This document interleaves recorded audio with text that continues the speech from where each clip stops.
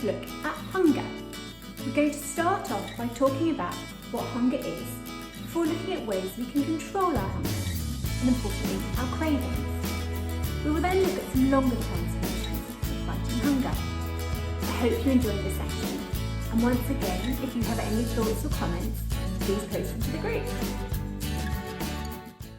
Before we begin, it is important to understand exactly what hunger is. What's going on inside your brain and body that makes you say, I'm hungry?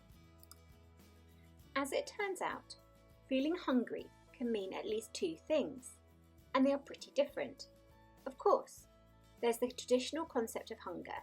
When you haven't eaten in several hours, your stomach is starting to grumble, and you're feeling those usual bodily sensations associated with hunger. This feeling of hunger stems from your body's need for calories, the need for energy, and it prompts a signal that it's time to eat. This type of hunger is called homeostatic hunger. This hunger is driven by a complex series of signals throughout the body and brain that tells us we need food for fuel. Hormones in the body signal when energy stores are running low. When this occurs, levels of ghrelin, which is also known as the hunger hormone, starts to rise, but then becomes suppressed as soon as a person starts eating. In addition to this, as food travels through the body, a series of satiety responses, signals of fullness, are fired off, starting in your mouth and then continuing down through the stomach and the small intestine. These signals tell the brain that we have food in our system. Meanwhile, up in our brain, things happen to tell us that we are either full or we need to eat some more. Unsurprisingly, the best way to get rid of this homeostatic hunger is to eat. And your best bet is to maintain that full feeling for a healthy amount of time is to eat nutritious foods that will fill you up. A diet that contains fibre and lean protein is very filling, and protein is the most filling of all the macronutrients. Eating larger amounts of protein does increase feelings of fullness compared to eating smaller amounts of protein. On the other hand, fibre is one of the best ways of filling you up. We can't easily digest the fibre in the fruit and vegetables we eat, but it very quickly will give us that sense of fullness as it passes through our system. It is also one of the best ways of maintaining a healthy diet. But it is also important to be careful about certain foods.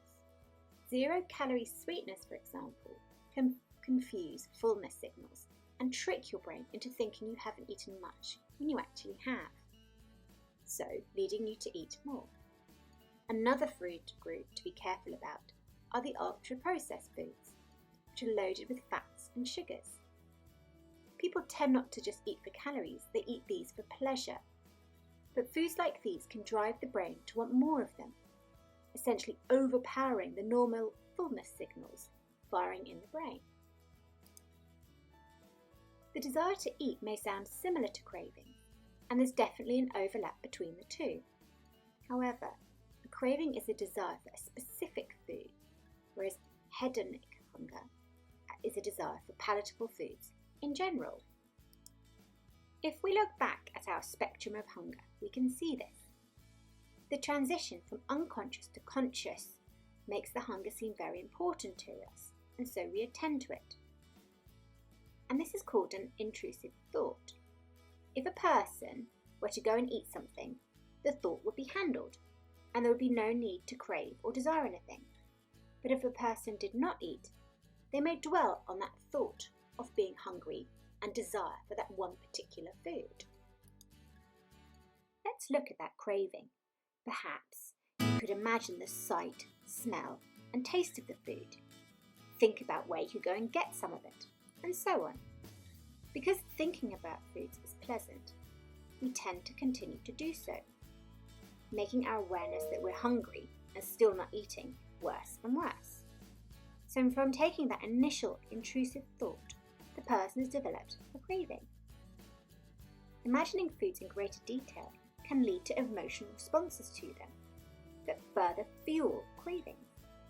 In fact, visualizing foods plays such a strong role in cravings that even asking people to picture food can trigger a craving. So to stop a craving, your best bet is to stop the mental processes needed to imagine that food and try and think about something else. Research shows us that some of the best ways of stopping a craving is actually to play a computer game such as Tetris or a computerized block building game that has nothing to do with food. It will sufficiently distract you from your mind from thinking about food, so why not give it a go? Beyond our in-the-moment thought about food, the mechanisms that relate to hunger are complex. There are any number of factors beyond the foods we tend to eat on a daily basis that can influence how hungry we feel. These other factors include sleep, exercise, and stress. Much research has shown us that not getting enough sleep increases hunger. Researchers know that when people's sleep is restricted, they report higher levels of hunger and appetite.